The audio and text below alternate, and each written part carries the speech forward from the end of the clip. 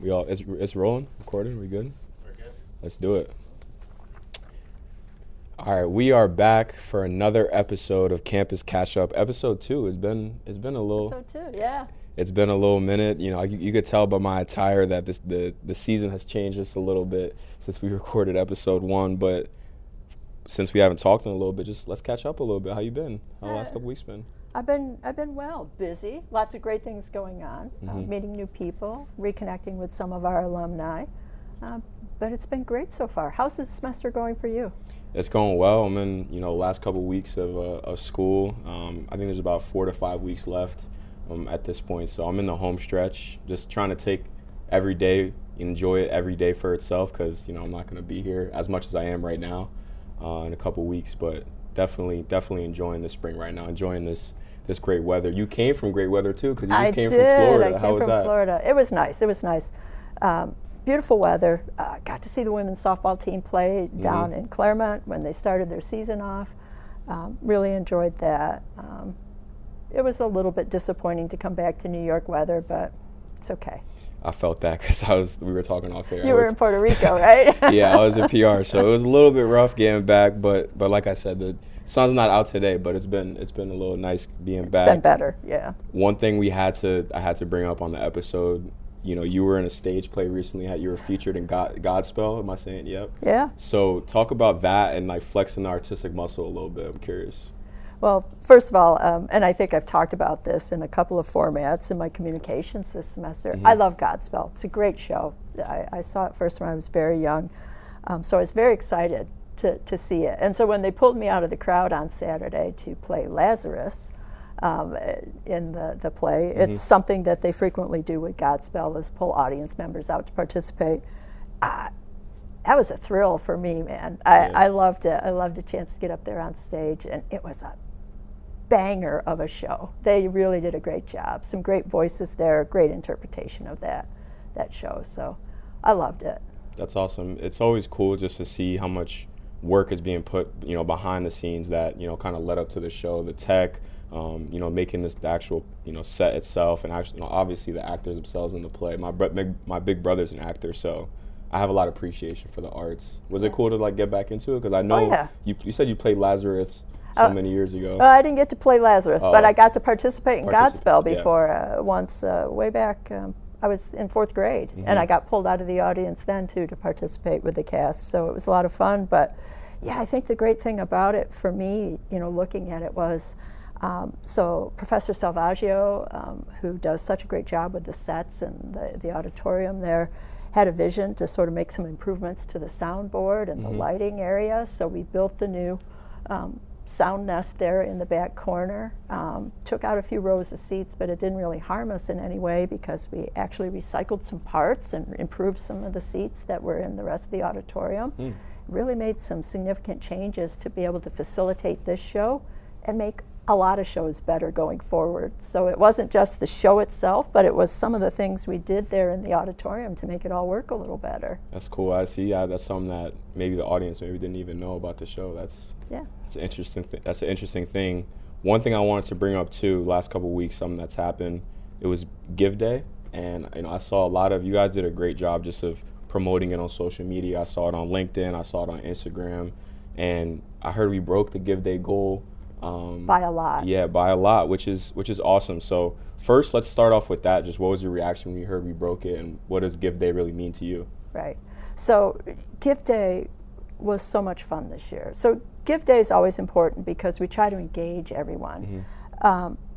It's not always people giving really big gifts that matter. It's people caring enough to give any gift, to be engaged with us, that really matters, right? And so Give Day is always the opportunity to see how many people we can get to just participate with us.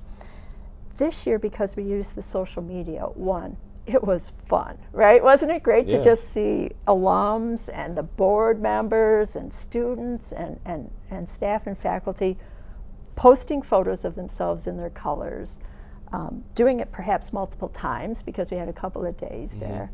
It just sort of made the social media presence like really vibrant, and that was the best part, right? I just loved it, and the stories that they shared were so powerful. But then when we had a goal of $75,000, and we tripled it. Smashed it. Smashed it. It's just a testament to, the power that this place has, the belief that our community has in us, right? And the commitment that we all have to our students. So it was a fantastic experience and so much fun. Like, so much fun. I smiled when I saw that we broke the goal, because that's awesome, just to bring the community together, and everyone's investing in each other in a way, by donating during Give Day. I'm curious, so we have the theme of this episode is how decisions are made, right? So the first kind of question I should ask, pertaining to this, is how do we set goals when it comes to donations? Well, we set an overall goal annually for donations that we would like to achieve, and some of that is based on what we anticipate our financial need is for our students and for the institution, and some of it is based on just general wanting to improve and do better, right? So just like as human beings, we do something once and we do okay, and the next time maybe we want to do a little better, right? I mean, improve our personal best, when we run, or improve our free throw percentage, right? Always a concern for folks in basketball. Shave points off our golf score. So some of it is just needing to improve. So we look at our past history, we look at what our needs are, and then we set our goal. We also, so for Give Day, that tends to be an important campaign, but it's more about involvement necessarily than raw dollars. So we keep that in mind with that. I don't think next year we're going to set a goal for Give Day that exceeds where we were this year, because I think we had a really exceptional year. But we're going to have to keep in mind that when we put our minds to it, we can really sort of produce. Yeah, for sure. I mean, I think it must feel good in a way. I don't know how much credit you want to take on this, but, it's your first semester as president, and already you're, breaking a goal when it comes to Give Day and breaking it to the social media aspect like that. That must be a little bit, you must be proud of that a little bit, right? I'm feeling good about that. Okay, good. And, I feel good about that because one of the things I talked with my team about as I was getting ready to become the president is knowing that the communication that the institution was delivering was sort of missing the mark with our students and even some of our younger alumni now. We get bogged down in habits and things we like to do, and I sort of joke with lots of folks, I'm not a young person, but I'm not particularly old, but man, Gen X loves its email, doesn't it? And I'm a Gen Xer through and through. I don't know that email resonates with the students we have now or with some of our other constituents. So we've really made an effort to try to be more engaged in video, in social media, in those places. And I think for me, it's that we're actually reaching people, because people stop me all the time. Hey, I saw your video. Hey, I saw the podcast. Hey, I saw your message. And so that tells me people are actually hearing stuff that they wanted to hear. And we're reaching out to them and catching them where they are, right? And that's sort of how you want to engage with people. Where are they, so that we can reach them? Not, come see my message in the place that I think is the right place for that message. I mean, you're meeting them, you're meeting people where they're at, and I can appreciate that. But another aspect to it too is that you're being authentic. You're being authentically yourself, and it's not like, I feel like sometimes when presidents can do the social media stuff, it could be considered like a little gimmicky. But it's like you're not really. It doesn't. I know you're not doing it for that. Like you actually are invested in this community. You've been here for a little bit, so a lot of great people within this institution, and you want to see it succeed. So I think students, faculty, staff can resonate with that and see that for sure. I really appreciate that because, I'm just trying to be me. It's all I know how to be. And hopefully, just demonstrate to the community I'm here. Like you said, I've been here a long time, and I'm really invested in our success. And if nothing else, all of these things that we're trying to do to reach people where they are, I have more people stopping me and talking to me about those things, and then we talk about other things. So it gives me an opportunity to just after folks see those, I get to talk to them in other places about other things. And I know you and I have talked about this a lot, and I've talked about this with the Tangerine and in other forums. Reconnecting as individual members of a community, face to face, in person, in conversation. Yeah. It's really important.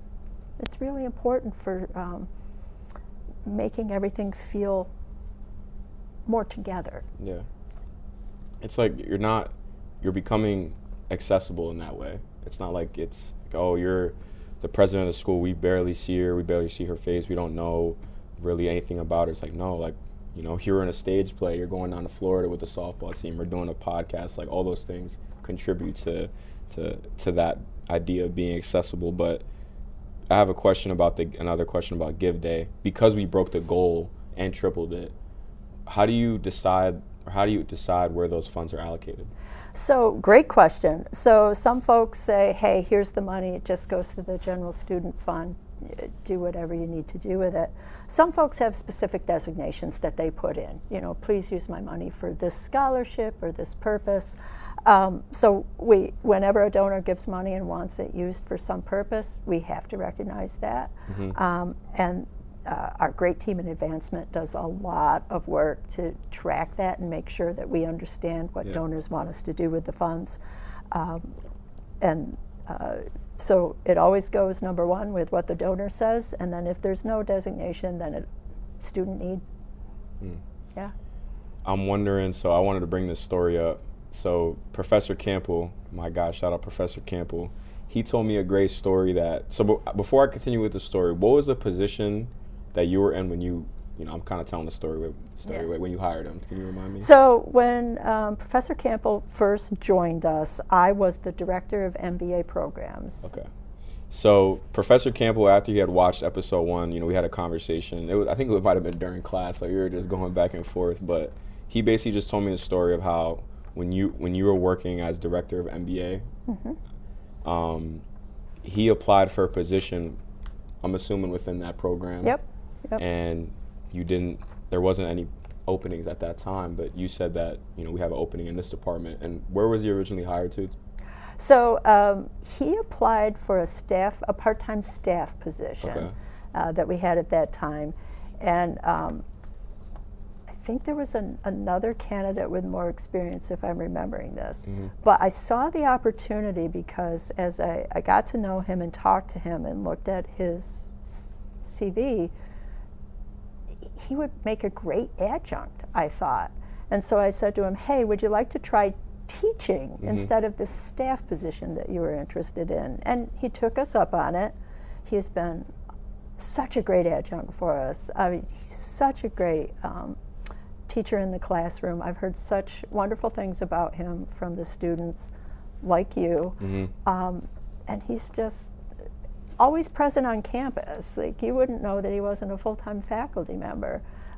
But that really works for him to be in an adjunct role, because then he works on his writing. He's primarily a writer, so he's able to sort of pursue his main interest and adjunct on the side. No, for sure. I'm glad you kind of cleared up the details of that story. But he basically just told me that you gave him an opportunity here at Utica, and like you mentioned, a lot of students love him, and you know, he's, like I said, he's my guy. I really appreciate. I had him last semester for the first time, again this semester, and why I bring the story up is I'm wondering about the decisions at the smallest level, right? Like faculty, staff, and even, you know, admissions to an extent, how important they are to just making sure the school runs smoothly. Yeah, well, you know, decision making is really important, and because it drives everything we do, right? So if we think about our personal lives, the decisions we make drive everything we do, right? So am I going to get up on time this morning, or am I going to sleep 15 minutes late and hit the snooze, right? And then I'm running behind all day, you know. Yeah.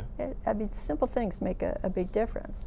So when we're talking about things like Professor Campbell and sort of seeing him in one place, but he wasn't successful, you know, securing that position, but saying there's something here and there's potential, and making that decision, he's probably impacted far more students, because he sort of paused and said, I think maybe this is the better place for him, right? So decision making always has to focus on what's really good for the institution, what's absolutely best for our students. And then whether it's a really minor sort of decision or something that's really big, if we always start from that place and work out, then we know that we're sort of framing our decision making in the correct way. Definitely makes sense. I mean, framing the decision making in a way that's going to help the university overall is going to be beneficial. I'm curious about this. So obviously, I see Kelly a lot, just helping you out as Anthony's in the front. Who's on your team of people that just help you throughout your day-to-day responsibilities or those day-to-day decision making? That's a great question, because I am nothing without these people. I'm nothing without my team, and I don't want the college community to ever forget this. So my basic team, number one, always by my side on this, Provost Ann Damiano. She has 40 plus years of experience in higher education. She knows it from the ground up. She's served in just about every role at an institution, and she's just wise. She's wise and really cares about the campus community, the students, the faculty, the staff, just really cares. And then Kristen Haig, our Chief Financial Officer, work with her on a daily basis. Very, very smart individual, great accountant, great finance mind. Work really closely with Kelly, who helps me with my communication and our brand and our image and government relations. Anthony takes care of the board, takes care of me, keeps everything going. Kristen Phelps in Human Resources helps me make sure I'm doing the right thing by people. And Christine Kissel is the other person I turn to a lot, our VP for Advancement, because she helps me know who the alumni and the donors are, understand their special interests and needs, helps me communicate with them, connects me with them so that I can talk to them. And that group and Eric Sykes from enrollment, but VP Sykes is sort of transitioning to a new role and leaving us.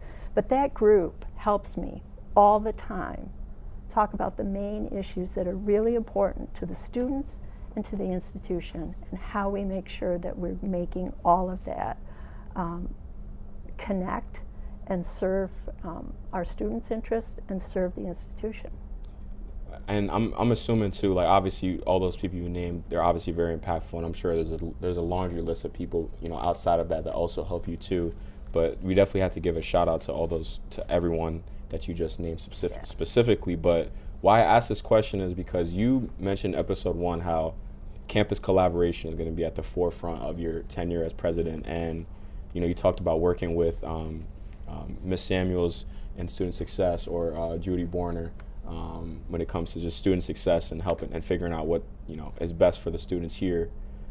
Describe that to me and the audience, like what that looks like. Like what does campus collaboration looks like when it comes to decision making? Yeah, so in a complex organization like this is, like any university is, or any large business, you can't approach any decision making or any process by just what your needs are solely, right?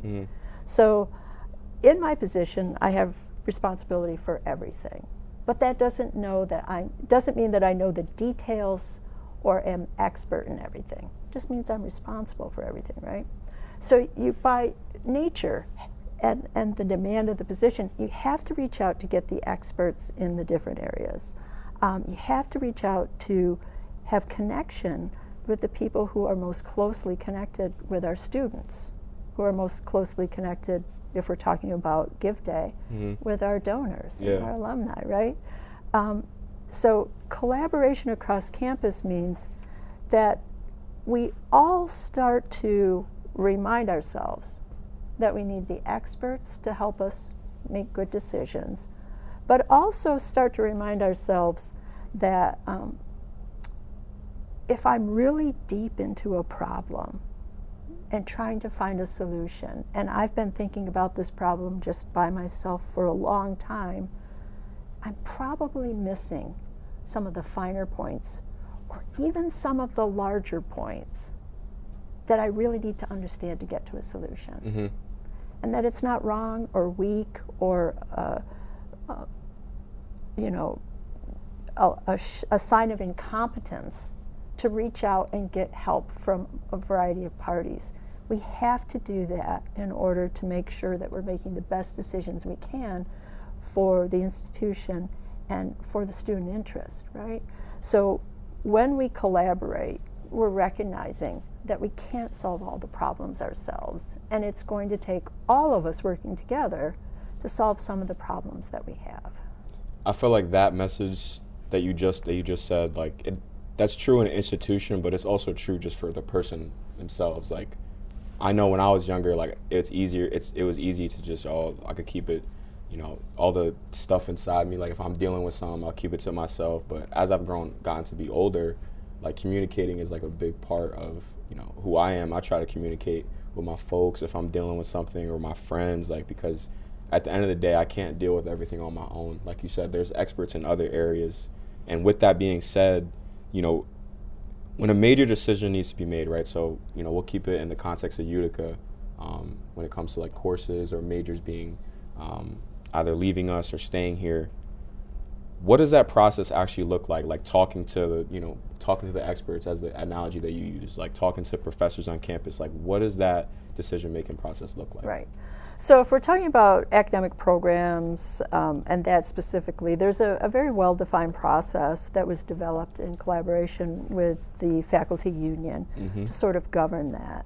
And what that leads us to is we start with a place, so the provost is the chief academic officer, the head of the faculty, and responsible for making that recommendation to the Board of Trustees about what our overall portfolio of programs should look like. So when we started the process this academic year, I was provost.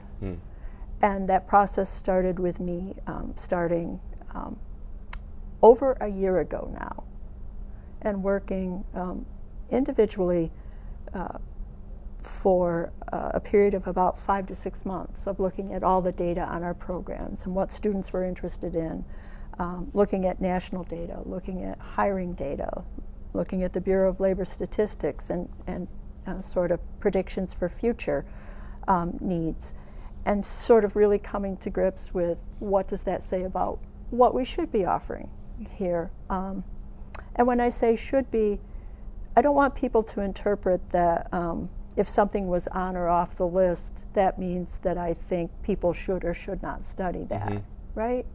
Like we talked about in the first episode a little, when we all sort of recognize the reality that no institution, no individual, no family has limitless resources.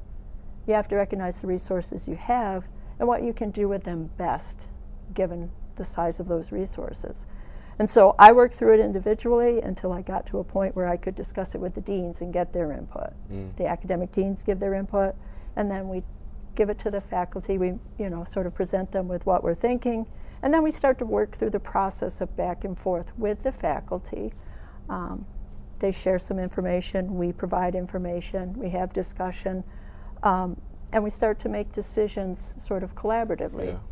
Now, we'll get to a place where we won't all agree on the decisions that are made. That's how any collaboration works, right? But we will have worked through the process looking at things in that way. So if we expand that to other decisions that we have to make here at the institution, how do we decide how to set the budget for communications and marketing? Well, we consult with Kelly and we talk about what we need and what the needs of the institution is, and we start to hone in on, given the resources we have, what we can spend, right? So it's always sort of an iterative process, although it seems at times to the rest of the world that probably the president just says, you get $5 and $5 is all you get, next. It's never quite that easy. But, by doing this, you're teaching us, really what it looks like behind the scenes. And I had some. That answer was great because there's a couple of different questions and thoughts that I have from that answer. But so I'll start with this, right? So my dad, I think you know this, my dad's a teacher. Yep. He's a high school teacher right now at Phillips Exeter, and he has a lot of friends within the college world, and they're talking a lot about budget cuts, major cuts, and I bring that up to say is that for Utica community, people at school, like, there's a lot of other programs that are dealing with that, are a lot of other schools that have their difficulties too. It's not just us. Yeah. And I feel like I don't want people to think that, oh, it's just a us problem. Like, no, there's a lot of different things, different problems with education right now, and just in terms of funding, whatever it may be. So I want to bring that up, number one. But number two, when you have ideas or input from other faculty, students, administrators, how do you kind of balance their input to come to a decision? That's a great question. So I am by nature an overthinker. So I think all the time. Yeah, I feel you. I understand. I like, it's one of the reasons I like cars and I like to drive, right? I love to think in the car. I drive and I think, and I listen to music. And it's good because I have a long commute when I actually go home to Syracuse. So I always try to stay focused on, as I said, what are the needs of the students and the good of the institution, because that is my main job responsibility, the health, well-being of the institution and our students. And so from there, I try to balance the decisions with all of the information that's given to me. And sometimes, people get me to think about things in a different way than I had before. And I find that by thinking everything through, and then I often will talk with Provost Damiano or Vice President Haig, depending on what the issue is. And as you sort of work through all those different perspectives, oftentimes you can start to see where there are components from each perspective that actually start to fashion a better solution than where any of us were individually. And so I always find great sort of satisfaction in finding that answer that pulls together as many perspectives as we can to find a solution. And I say this sometimes in meetings. My experience in life has been the best solutions are those that leave all of us a little happy and a little unhappy. We didn't get exactly what we wanted, but we can say, well, but we got something that we all needed. I think that's where sort of life is. It's in that place, it's really in the middle of where we all are. So you can you say that again? Can you say that last part again? That's a bar right there. I can't lie. I love that quote. Can you say that last part? It's the part about how the best decisions are where we're all a little happy and we're all a little unhappy, because life is in the middle. It's where sort of we come together and meet, where we have success. It's not when I say, nope, my way or the highway. How many times have you ever said that in your life and felt satisfied with how things turned out? Not many. Not many. I had to ask that again because if my co-host KJ is watching from Not Even D2, he has a quote book that he loves writing down. So I had to write that. But it's so true. It's so true. You're right. And when it comes to using that analogy, trying to find a middle ground, trying to find a decision that leaves us in a better place. How do you feel like the conversations are going when it comes to, like I said, classes, majors, leaving? Like, how do you feel that? I know you said you can't, in the first episode, you can't speak too much on it. Yeah. But overall, how are you feeling? So I feel like the process is working really well. I've been really pleased with the process.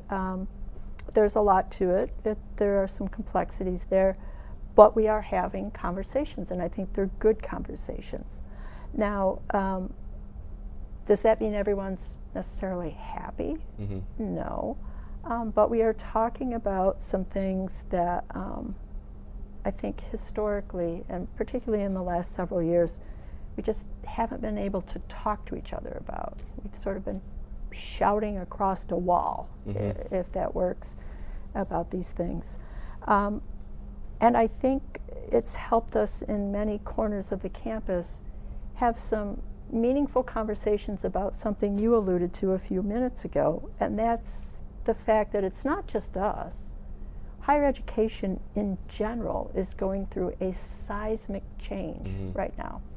And some of that comes because of the change in administration in Washington, and some of it just comes because if we think about how financially higher education has worked for a long time, it's not a very sustainable model. And so all of this, just based on a convergence of factors, is coming to a head right now. And we're not the only ones dealing with this, but we have to deal with our own stuff, right? Just like a lot of other institutions are. Even really, really big institutions that have a lot of money are having to think about changing the way they do things. 100%. And to add on to that, like, another university will have to handle it in their own way with their own set of resources. And like, that's going to look different from how we need to handle, you know, our quote unquote problems here at Utica.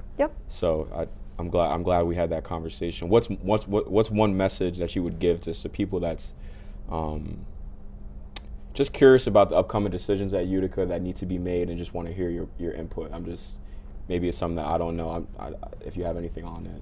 You know, I think the best message is that difficult decisions are always difficult. And I don't think anyone who has to help us move through the process to make those decisions, or then ultimately make the decisions, does it lightly, or takes any sort of joy in the fact that some people will be disappointed or even hurt by decisions that are made. But in doing that, the focus is what's best for the institution for our long-term success.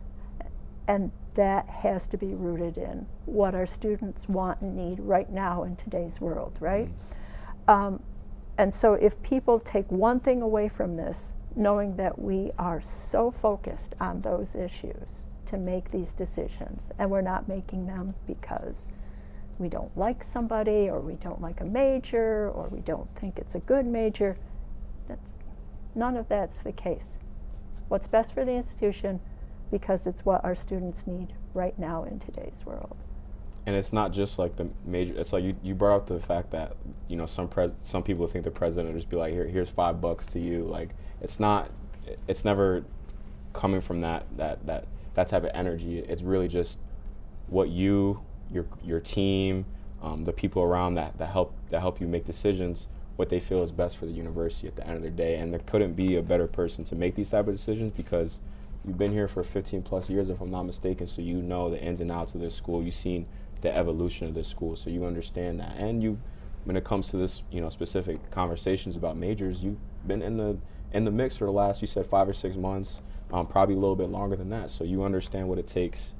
So I have a lot of confidence in you and your team. Thank you. For sure. But you know, you had a perfect transition for this last question I had for you. But for students who want their voices heard, what are the best ways to contribute to the university's decision making? So there are several ways. First, I sort of want to say, before I answer the question, one of the things I've been sort of most excited about, and which has made me the happiest in my we're closing out 3 months as president, are the interactions I've had with students. So we've had some missteps or things students would like us to do a little better, but students have reached out. We've had great conversations about the way we can do things better.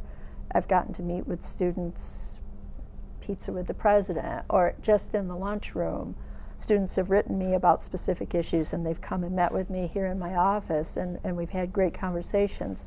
So one of the ways students can always have their voices heard are just making those polite, professional reach outs, saying, hey, President, I would like to talk.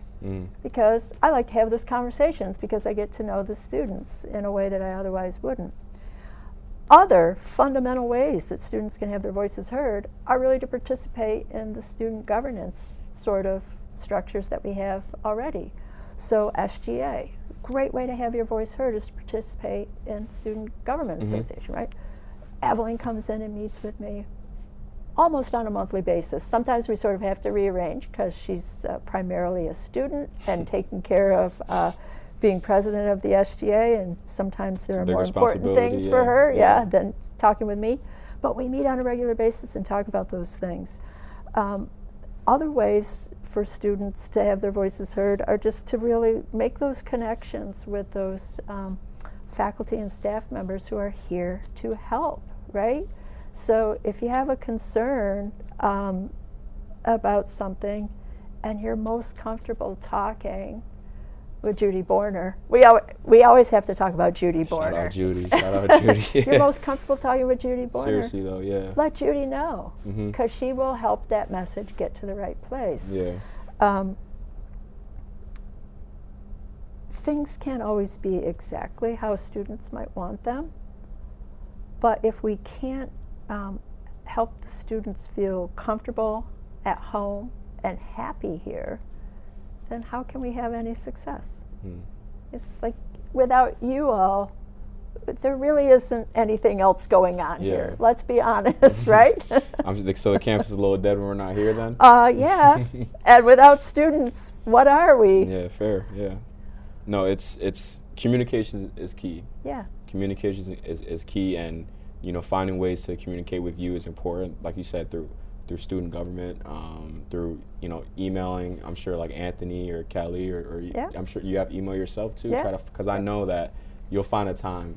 You'll try to find a time for students if they really want to have a conversation with you. But I think that's going to end it though for episode 2.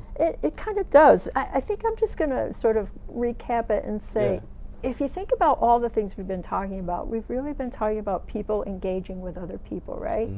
So students getting their voices heard, engage with other people. How we make decisions, we engage with other people, right? Yeah.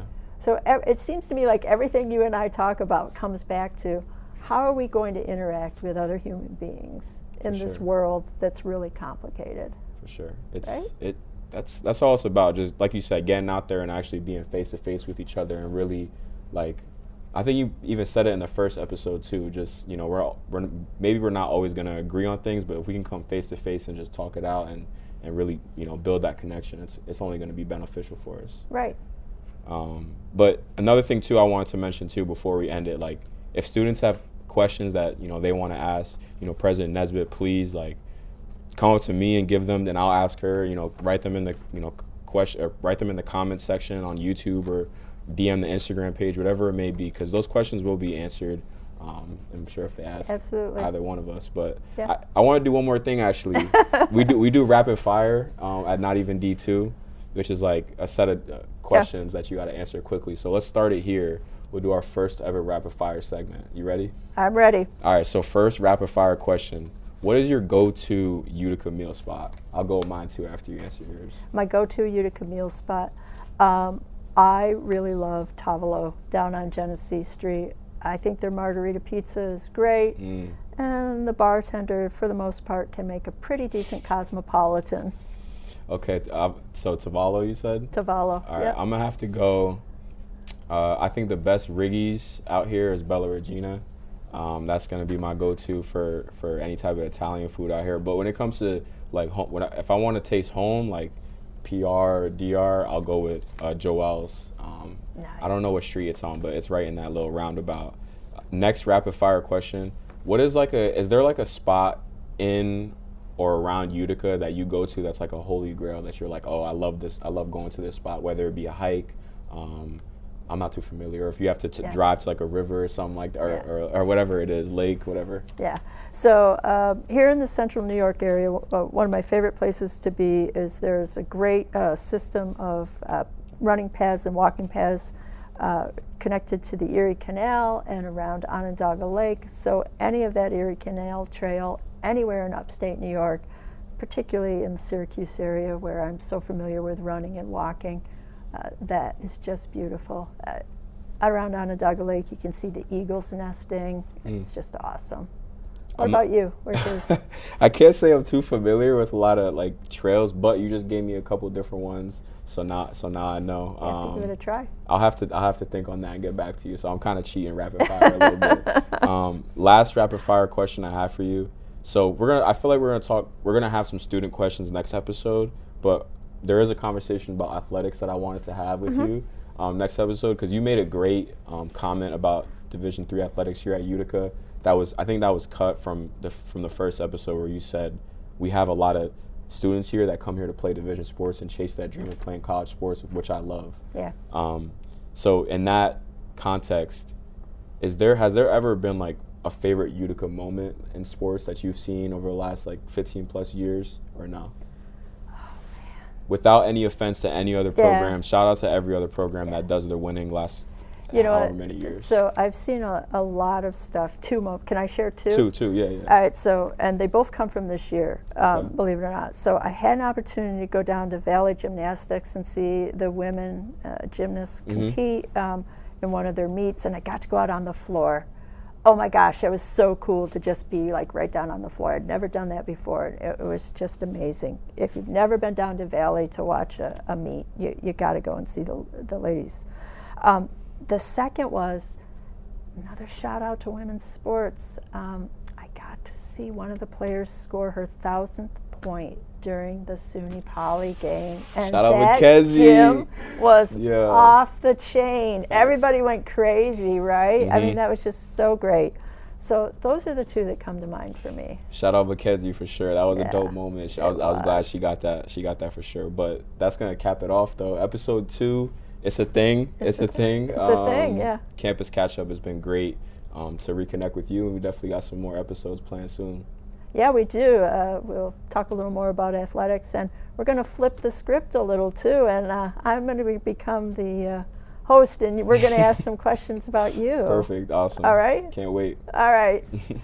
Let's do it. Fire.